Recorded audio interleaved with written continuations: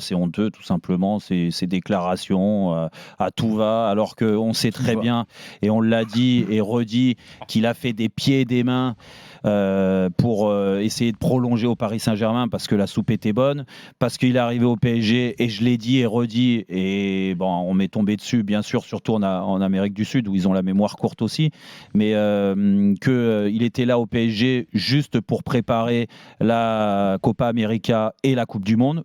C'était une réussite. Il a gagné la Copa América et il a gagné la Coupe du Monde. Donc là-dessus, on peut dire bravo, t'as été grand. Mais t'es un grand joueur et j'ai rien à dire là-dessus. Le palmarès parle de lui-même. C'est un joueur qui a été incroyable. Mais je suis désolé, le gros point noir, c'est son arrivée au PSG, les 2 ans où il s'est foutu de la tronche de tout le monde.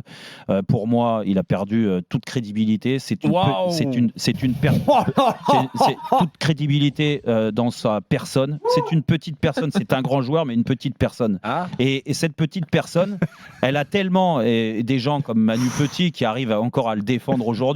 Alors qu'il est français et qu'il a gagné avec la France, ce mec-là, je pense qu'au bout d'un moment, il est limite anti-français. D'accord. Alors, il est raciste. Il était en tout cas contre le Paris Saint-Germain. Et il l'a dit et redit. La preuve, c'est que ça n'a jamais été calculé. Par contre, là, il est en train de nous expliquer, pour se faire bien voir là-bas aux États-Unis, que tout avait été calculé, son arrivée aux États-Unis. Oui, c'est pour ça que tu t'es posé la question, petite personne, de retourner à Barcelone en faisant des efforts financiers. Ça, personne n'y a cru. Et que tu t'es posé la question d'aller en Arabie Saoudite où il te faisait un pont d'or. La preuve, c'est que ce pont d'or, il l'a eu en termes de sponsoring.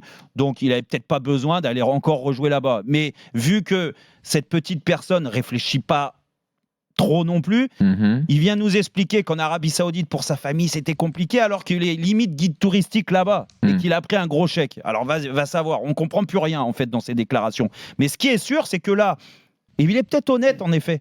Enfin, il a été honnête. Il nous a menti, nous, en France, et les Parisiens, et en France, les Français, pendant 2 ans, à nous faire croire que l'adaptation était compliquée, parce que quand tu pars de Barcelone, tu es un enfant de Barcelone, ça t'a déchiré le cœur, ok, pas de problème. Que l'adaptation, elle est un peu plus longue, parce que c'est Léo Messi. Non, normalement, ça doit être plus court, l'adaptation, parce que Léo Messi fait partie des hautes sphères du football mondial et peut-être le plus grand de tous les temps. Donc normalement, ça doit être plus court. Mais lui, on lui a accordé 1 an d'adaptation. 1 an. Mais au bout d'1 an, ça suffisait pas.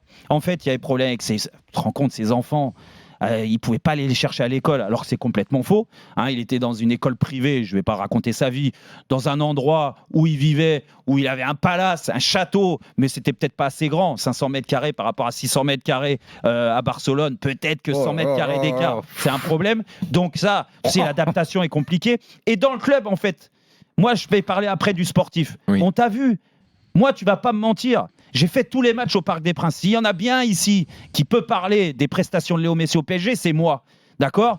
Et ben moi, j'ai fait tous les matchs au Parc des Princes. Il m'a quasiment pas fait lever une seule fois de mon siège. Pourtant, c'est Léo Messi. Pourtant, à chaque corner, tout le monde se levait de son siège. Oui, les touristes, ceux qui mangent des pop-corn et qui boivent du soda. Mais moi, je suis désolé, il marquait des buts. Il n'a jamais fêté ça, jamais communié avec les supporters. Vous avez vu le premier but qu'il a marqué contre une équipe de DH, des plots aux États-Unis. Il a une belle accélération. Il a fait le tour du stade avec un sourire à la banane. J'ai dit, mais il est capable de sourire, ce mec. Il ne l'a jamais fait au PSG. Et nous, il nous a menti. En plus... on peut laisser le micro ouvert pendant jusqu'à demain. En baissant son froc, parce que le président du club leur a dit les gars, le président du club et Luis Campos leur a dit arrêtez de rentrer directement au vestiaire, toi, Neymar et d'autres. Alors, on est arrivé au sportif là ou toujours pas ? Vous allez aller communier ça avec les supporters. Alors, qu'est-ce qu'ils ont fait ? Parce que là, ils ne pouvaient pas dire non, parce qu'il y a le chèque à prendre. Il y a la prime, de fidélité, la prime de ceci, la prime de cela. À ça, quand ça rentre, il n'y a pas de problème. Donc, ils faisaient l'effort d'aller juste derrière les buts, là, comme ça. Ils se mettaient en retraite, tout le monde. Les autres applaudissaient avec le truc.